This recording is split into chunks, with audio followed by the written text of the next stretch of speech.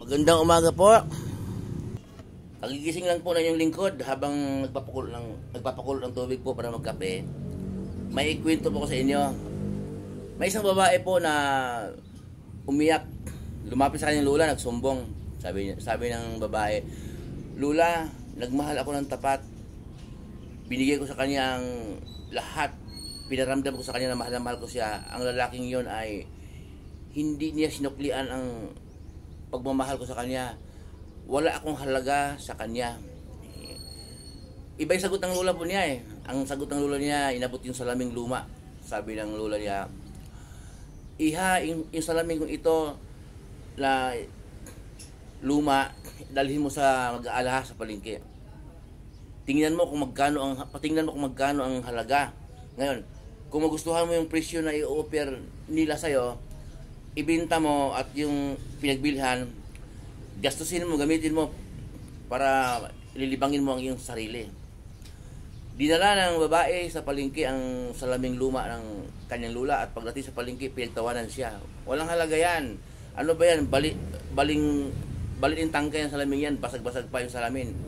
Walang halaga yan. Kahit piso, hindi ko bibilhin yan." Napahiya po ang babae. Sinabi niya sa lula niya, "Lula, napahiya ako sa palengke. Pinagtawanan ako. Wala dong halaga ito. Kahit piso, hindi niya bibilihin. Iha, meron pa akong pakiusap sa'yo. Dalhin mo sa pawn shop, mismong sanlaan. Tingnan mo kung magkano ang halaga para malaman mo kung gaano kamali ang sinasabi ng mga mag-aalahas doon sa palengke."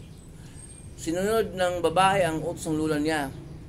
Dinala niya sanlaan ang salaming luma ang lula niya. Ganon din po, pinagtawanan lang siya, napahiya siya. Lumang salamin, bali yung tangkay, basag na. Walang halaga yan, kahit piso, hindi namin tatanggapin yan. Nalungkot lalo ang babae at, "Lula, napahiya ako uli. Wala daw halaga kahit piso, hindi nila babayaran. Pinagtatawanan pa ako." Sabi ng lula, tumawa yung lula. "Iha, isang pakiusap ko lang sa'yo. Sana sundin mo. Doon mo dalhin sa museum. Ipakita mo yung salamin na yan. Kung magustuhan mo yung presyo, pagbili mo sa kanila at gastusin mo yung pera, libangin mo yung sarili." Dinala ng babae sa museum ang salamin ng lula niya. Pagdating sa museum, nagulat na lang ang babae. Nalula siya sa napakalaki ng halaga. Milyon, napakalaki ng halaga. Napakalaki po ng halaga ng in-offer sa kanya na babayaran yung salamin. Pero dahil sa gulat niya at nalula siya sa malaking presyo, hindi po niya pinagbili.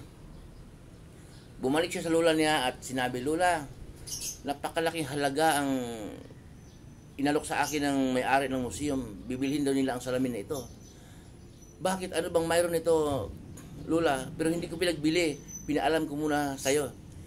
Tumawa yung lula po niya. Ang sabi, "Apo, ano mang bagay sa mundo, gaya ng sira ng salamin, wala siyang halaga kahit piso doon sa mag-aalaha sa palengke.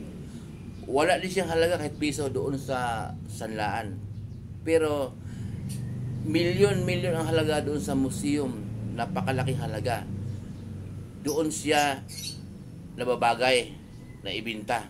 Dahil itong salamin ito, wala nang mabibili na kamukha nito, at itong salamin ito may kasaysayan. Alam ng museum na yon na ang salamin ito, ibang salamin ito, may malaking halaga.